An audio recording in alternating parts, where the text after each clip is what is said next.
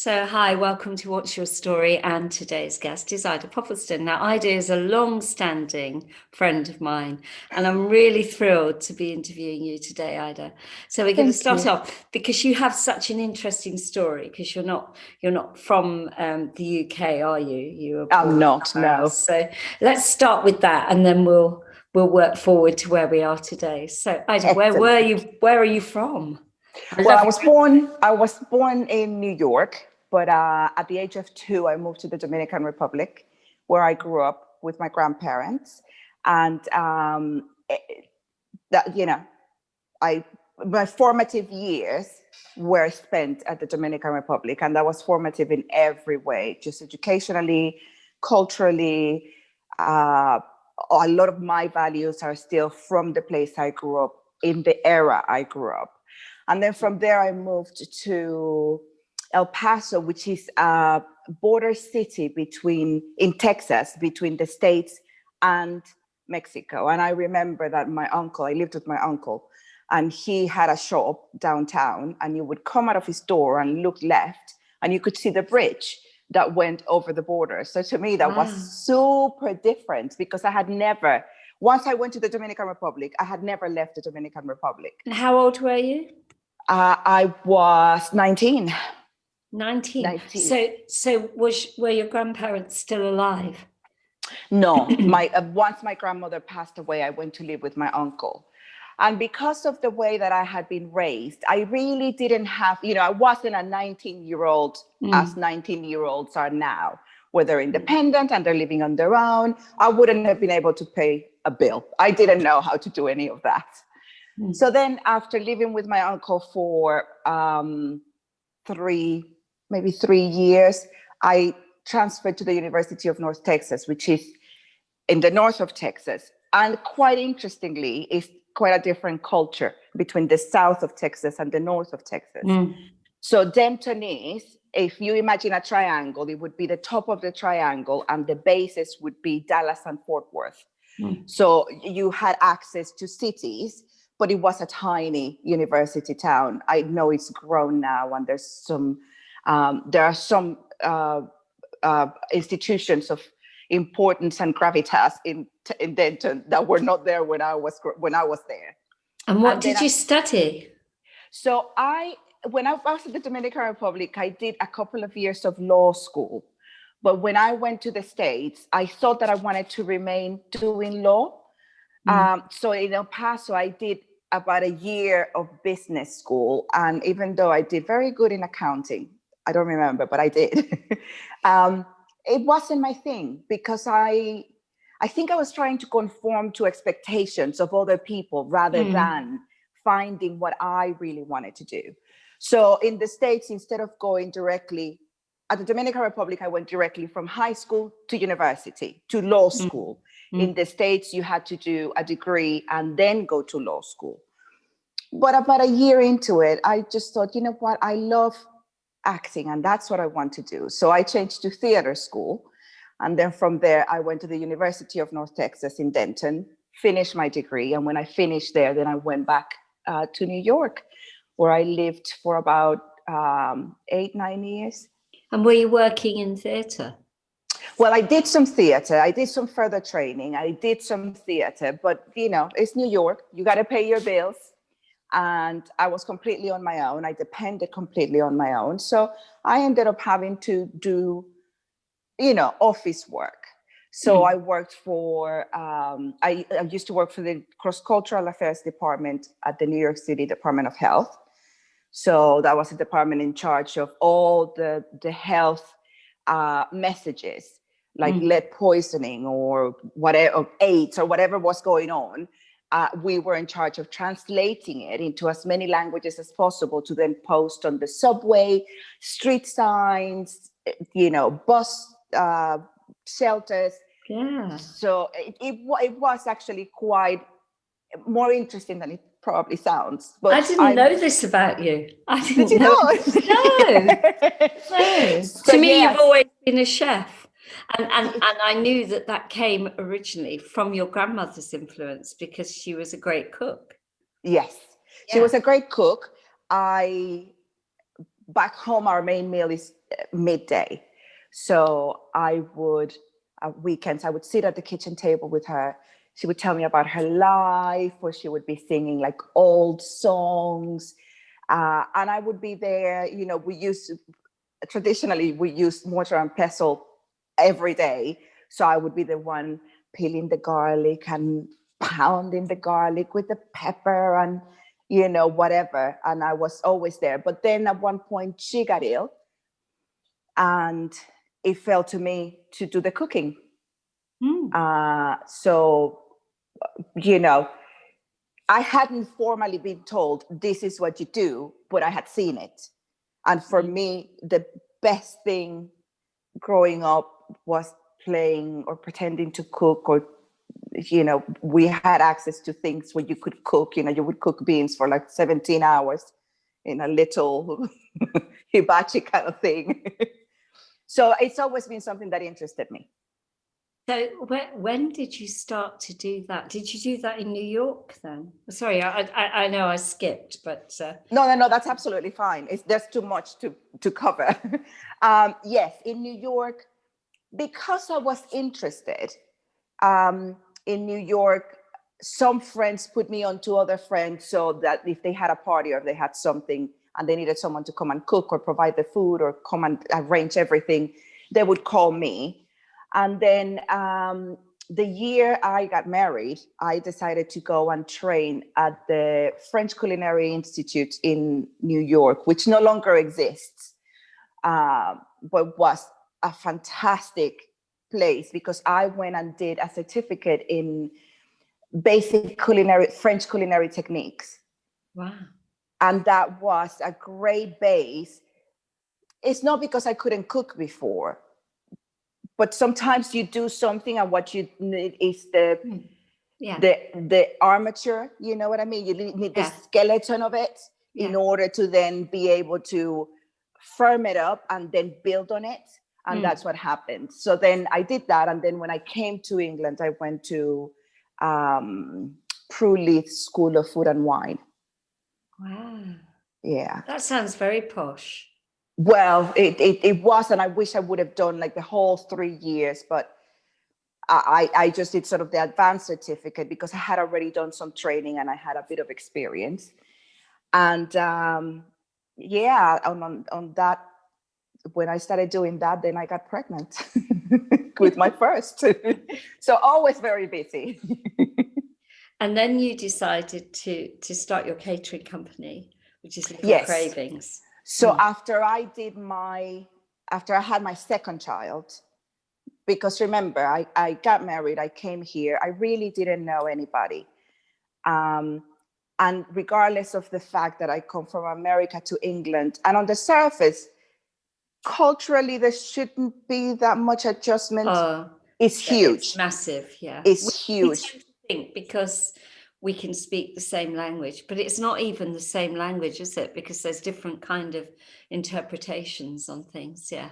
Yes, and the whole personality of people, and it was actually quite challenging. So when my daughter was 6 months old, I used to live in Pittston, which is where we met when I lived in Pittston. And there was an industrial estate. And I one day got up and I told my husband, okay, I'm going to make sandwiches for this place. So I went around, printed out some flyers, distributed them, asked them if they were interested. They were interested. I started making sandwiches. Then some of the businesses started asking me to do catering. And a year in, I had to close the sandwich making business because that was an everyday thing with 2 toddlers. I couldn't do it all. And then I had so many catering clients.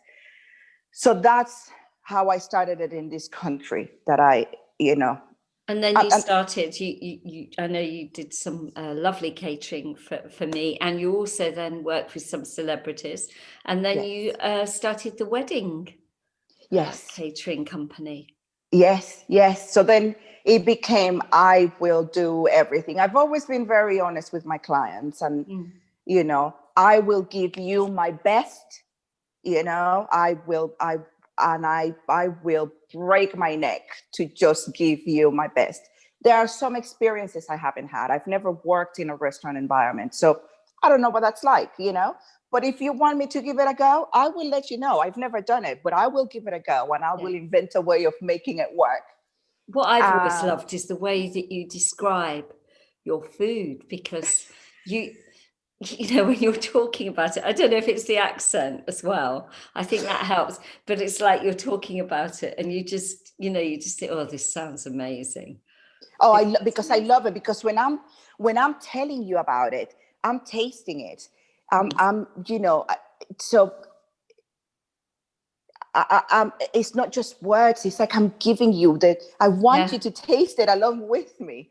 So, and I think that's important, and I think it's important that I find out, like every time I do a job, that you find out your client's preferences, your client's dislikes, because I've never had set menus, because I want to cook for you.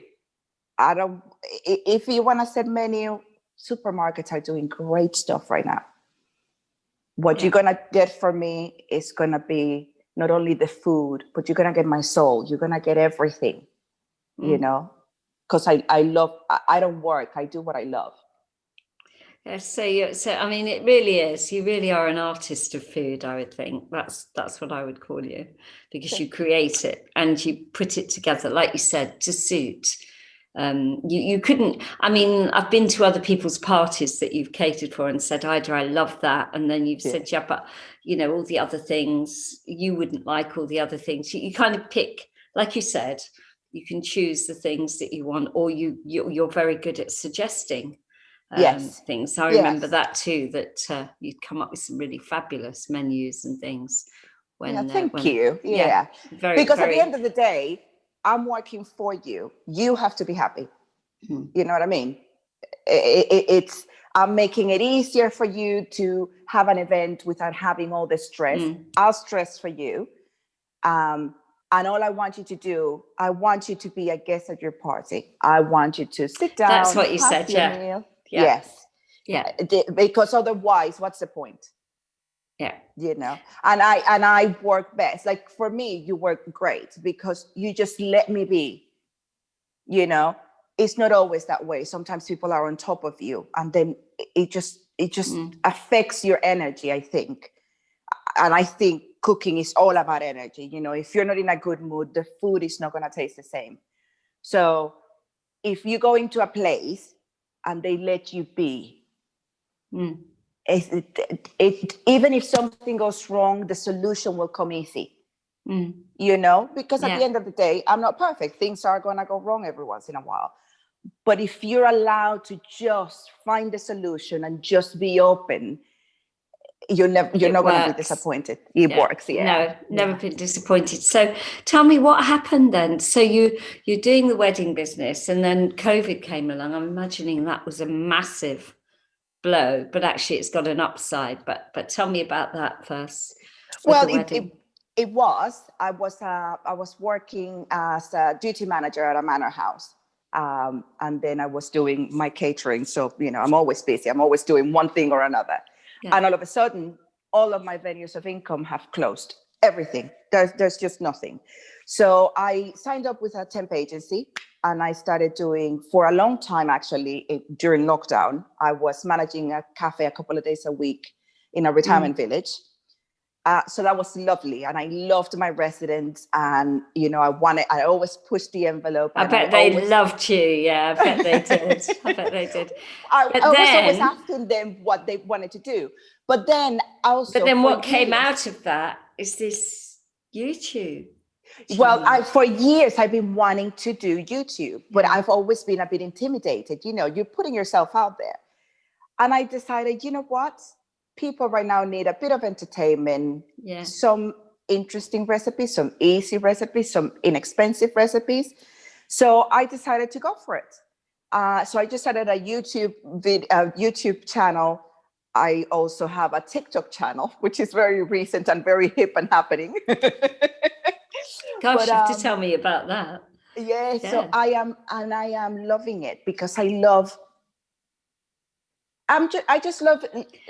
showing you how I do it. I'm not saying that it is the way to do it, but it's the way that I do it. It works for me. I love the recipes I give you, and it is quite varied. So I have a recipe where you use a sous vide. Well, maybe 1 in a million will have a sous vide, but there's a recipe for you there. And I have a recipe where I smoke cheese. So maybe 2 in a million will have it, but those 2 have a recipe. And then I have a recipe for how to make potato chips with the potato peelings, which is using the entire vegetable and inexpensive, but really delicious. And that's what you were saying about your new project, which is because of what's happened with COVID, and people think they can't afford perhaps to eat nicely, and you want them to move away from ready meals and to learn how to use everything, like you just said about a potato. Absolutely. What you could do with a potato.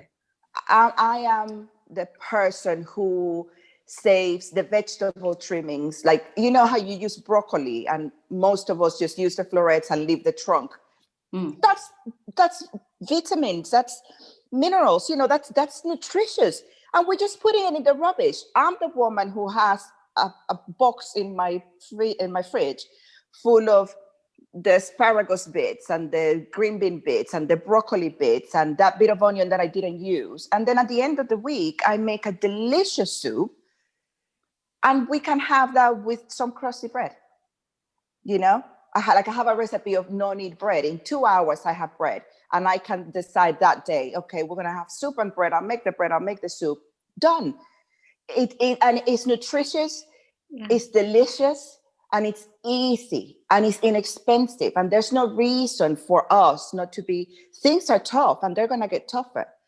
So we really need to learn how to utilize everything. I want everybody to have fancy things and eat delicious things and yummy things that are a bit luxurious, but not all of us can, and not all of us can all the time. So I think it's important to give people options that you don't feel deprived. Just because I'm using the trimmings doesn't mean that I'm deprived. Yeah. It means that I'm clever. Yeah, I think that's important. And also, with Christmas coming, my concern is people getting into terrible debt because of trying to create this wonderful Christmas. But you were saying that there's lots of ways that you can have a different Christmas, different food, but actually, you may well think this is the nicest food that I've ever had, actually, because of the things that you can teach people to do. Exactly. You don't have to have 20 million dishes to then have leftovers, and half of the leftovers you're going to throw away. It's not necessary. Make less dishes, make them special, and remember, especially this year, we're together. Appreciate everybody who's around your table. It's not about the presents, and it's not about having the biggest turkey and the most trimmings on the table. It's about being together. It's about making it warm and cozy, and make things that you really love. It doesn't have to be a turkey, I only make turkey. I celebrate Thanksgiving. So I only make turkey at Thanksgiving, but that's because I invite a lot of people. So this year, obviously, we don't have anybody. I don't have anybody. So I'm making actually my Thanksgiving dinner today, and we're having a chicken. Oh, and what are you having with it? So we're having a chicken. I am making a small green bean casserole, some mashed potatoes, some cranberry sauce. My daughter absolutely loves eggnog. So some eggnog, and she wanted me to make some, and then I'm making some pumpkin pie. That's it. What's eggnog? Eggnog is it's a milky drink. So what you do is that you beat egg yolks with sugar, and then you pour in boiling cream or milk, or a combination of cream and milk. Right. And then you put loads of nutmeg, and then you sprinkle some cinnamon on top of it, and you add some rum. Obviously, you add some rum, and that is just hearty, and it's warm, and it's delicious, and you have the bit of alcohol. And do you have that before? Do you have that before dinner? Yes. With dinner? So while you're preparing everything, they have eggnog. And for me, that's incredible, because eggnog is a very American thing. But growing up, my grandmother used to make that without the alcohol. I was really, believe it or not, I was really skinny. So she was always trying to fatten me up, right? So she would make that in the morning for me with nutmeg. And I remember from growing up. And then I went to the States and I'm like, wait a minute, I know what this is. So now I make it for my daughter. Oh, lovely. And then what you, so you're celebrating it today, is that because the children are back from uni? And no, my son's back is still in uni. I usually celebrated the same group of friends that I've had they were friends of my husband since I moved here. It's always been 4 families, and we've always, I mean, the last Saturday in November, everybody comes to me. This year, one of the kids, so they've been doing it since they were babies. One of the kids went to university, and before his mom left, he's like, remember to get me a ticket to come back for Thanksgiving, because to them, it's a thing on their diary as well as they're growing up. Yeah. So unfortunately, nobody's just going to be my daughter, my husband, and I. But it's a tradition, and this is what we do. So it's reduced, but we're going to enjoy it. And what are you going to be doing at Christmas, Ida? What food are you going to be cooking at Christmas? Because presumably the children are going to be home, are they? Yes. Yes. And my son's birthday is actually on Boxing Day. So I remember, yes. Yeah. So usually back home, we do dinner on Christmas Eve. So a lot of, not this year, but a lot of years I would do Christmas Eve, just the 4 of us, then Christmas with my in-laws, and then Boxing Day for my son, whatever he wanted. But this year, we're not doing Christmas Eve. My in-laws are not coming for Christmas. So I'm making rib of beef, like a rib of beef roast is what we're having for Christmas Day. And I haven't spoken to my son, but I'm pretty sure he'll want pork. We love pork. He and I love pork. So whether I'll make some porchetta for the following day, or a pork belly or something like that, I'll probably record it and have it on my YouTube channel. Yeah, because pork belly, that you can buy that at the moment, and it's not horrendously expensive, is it? As a cut. No, it isn't. So you could have that and have that lovely crispy crackling in the pork. Yeah. And you can buy it now and freeze it, of course. Well, it's absolutely. Yes, I have a piece of porchetta, which is the belly pork, butterfly, along with the loin, and then you sort of butterfly it. So you ask your butcher to flatten the loin and leave it attached to the belly. And then you remove the skin, you make a paste with loads of herbs and garlic and some fennel, and smear it in the inside, roll it up, tie it, and just shove it in your oven, covered. You can cover it with the skin if you want, low and slow. And it's one of them, and then you cut it in slices. It's one of the most delicious things you could ever make. So you could have that as an alternative to turkey. Yeah, exactly. I have a friend in America, and he and his wife never have traditional Christmas. They'll do Indian, they'll do Turkish, they will do pretty much anything but the traditional turkey. Do you think that that's really something that people should do this year? Just make it completely different and just have a change. Yes, adapt it to your budget, adapt it to your ability. Don't make it stressful, because a lot of people get really stressed about it. It shouldn't be stressful. It should be fun. Everybody should be relaxed. And if people are stressed, then they need to get in the kitchen and help. It's that easy. But I mean, you go right now, actually, you go to places, you can get like duck legs, which were thought to be really expensive. They're not. You can find a duck for less than a tenner. Really? Yes. At like really hoity-toity supermarkets, you can go and buy duck, no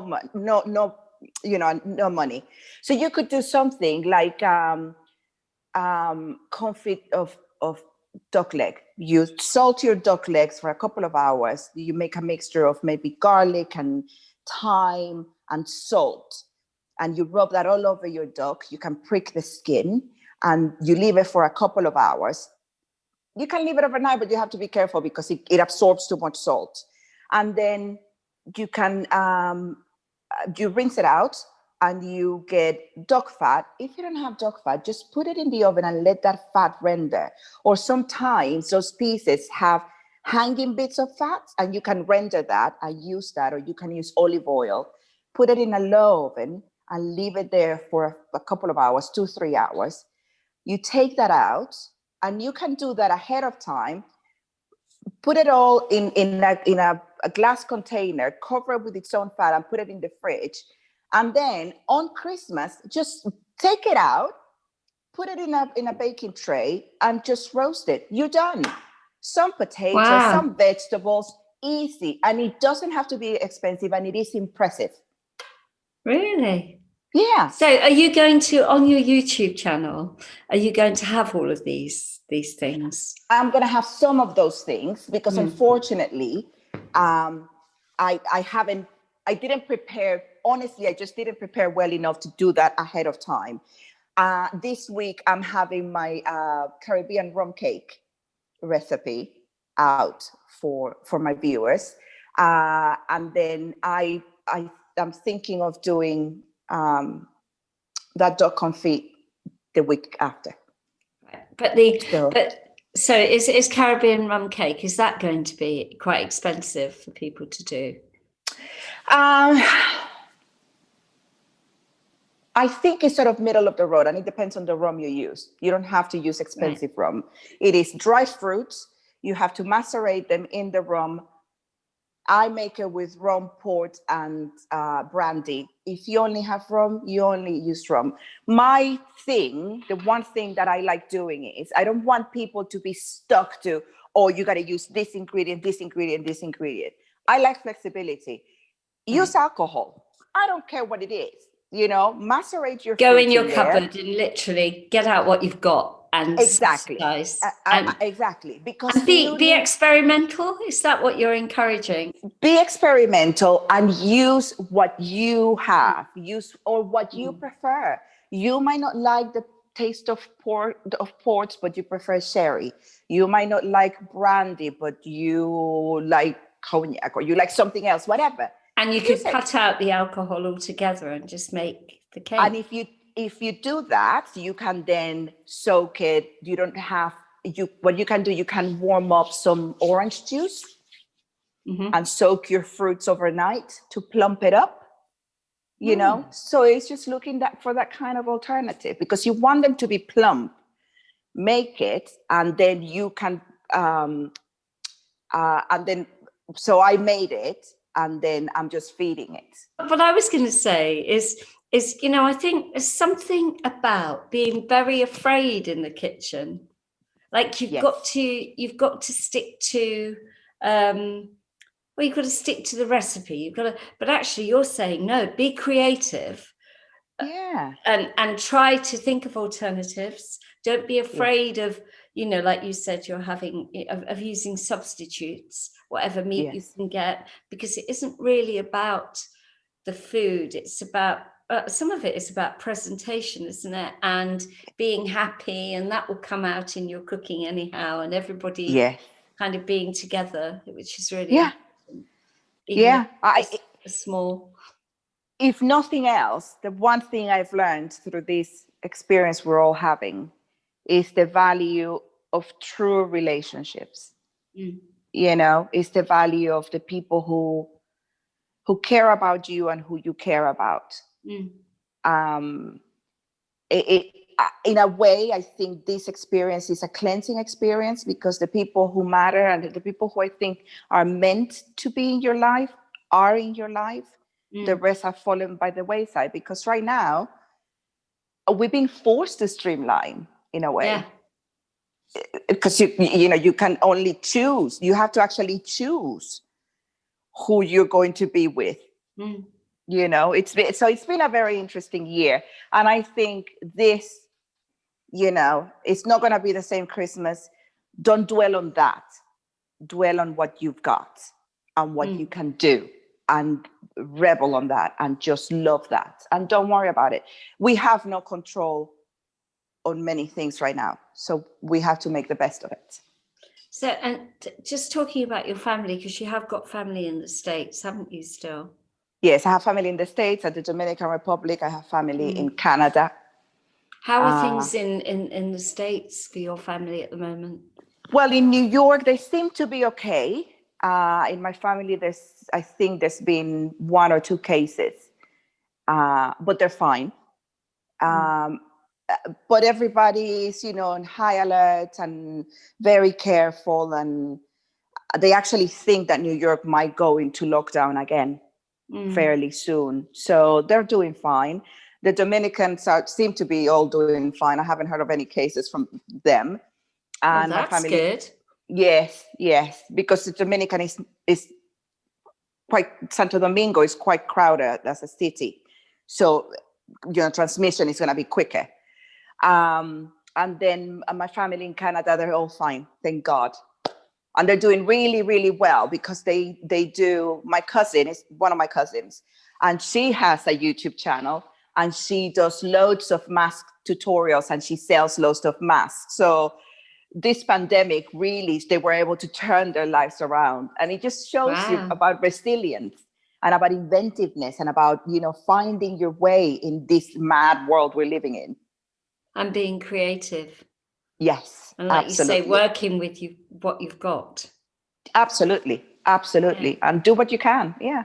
So tell me what you do with your YouTube channel. So you're working from your kitchen at home. Yes. So do you want to know my process? Yeah, of course. Okay. So my process is getting inspired, because again, as I say, you need to be inspired to cook. And to teach others. So I get inspired. It's quite interesting because some of the recipes I do are recipes that I've been doing for years. So I don't measure. I just put things together. And then I have to do research, or I have to make it a couple of times and try to measure so that I can then give it to my viewers. So I will choose a recipe. I will do some research. Because I like to give little tidbits of information while I'm doing the video. I don't want to tell you, well, put this in and this in and this in and this in. I want to tell you, well, you put this in, but if you did this is going to happen. So I play around with my recipes just so that I can give them that movement and that flexibility. And then I record very simply with my phone and my iPad. So I have 2 views so that the viewer can see up close and they can see me up front. And I do it all. I do the editing process, I do the uploading, I do everything. Wow. So I've learned, it's been quite rewarding because I've had to teach myself to do a lot of this stuff. And I'm a bit of a technophobe. So it's been quite an achievement for me. And are you writing some of your recipes? Are you writing them into a book, Aida? Not yet, but all my recipes are on the description box below.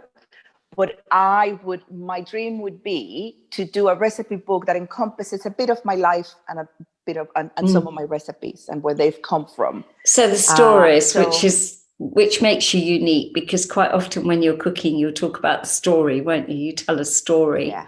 Yes. About where you got it. Yes, or like the first time I made something, or because a lot of my recipes do take me back. I mean, I have recipes that I'm like, okay, I went to this restaurant and I needed to figure it out how to do it. And this is how you do it. Or this is what I've done so we could do it. But a lot of my recipes are resonance of my past. So, and actually there are recipes that I'm not allowed to have on my YouTube channel because they're family recipes, and my children are like, nope, you cannot give that recipe away. No, that's our recipe. And I'm like, but do you alter them a little bit then? Well, I haven't given any of those particular recipes that are like their favorite food. And those recipes for me would be, it's not that I will never do it, I would, but I have to quantify them because I've been doing them since I was 13. It's a while back. So they're the kind of things that you just chuck it and you just know how much water you put on the rice by looking at it.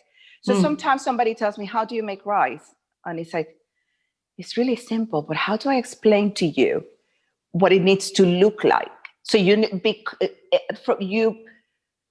start cooking from an unconscious level, then you have to bring the consciousness in so that you can explain it to somebody else, which is quite an interesting process. But yeah, it's yeah.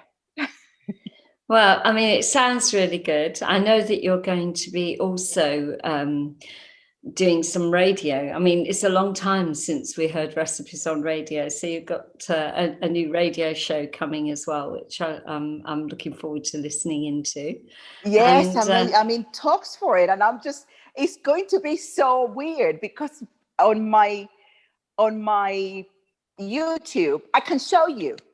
Now I'm going to have to describe it, and I'm going to have to tell you what things are supposed to look like, and yeah, my actions are going to have to be described. So it's going to be an interesting process. Yeah, I'm looking forward to it, though. I'm looking forward to listening in. Well, Aida, thank you so much. How can people get to your YouTube channel? So my YouTube channel is Little Cravings. Please come in, subscribe, become part of the family. I have loads of interesting recipes already and more coming up. TikTok is at LittleCravingsC, and Instagram is Little Cravings Catering. So please, at Little Cravings Catering. Yeah. Yes, and then YouTube is Little Cravings. So please, please, please come and join the family. We're trying to grow. Well, Aida, thank you so much. I really appreciate seeing you. It seems a long time since we've had a chat. And hopefully when this is over, you'll come and do something lovely for me. Yes, I can't wait. Okay, Aida Poppleston, thank you. Thank you for having me.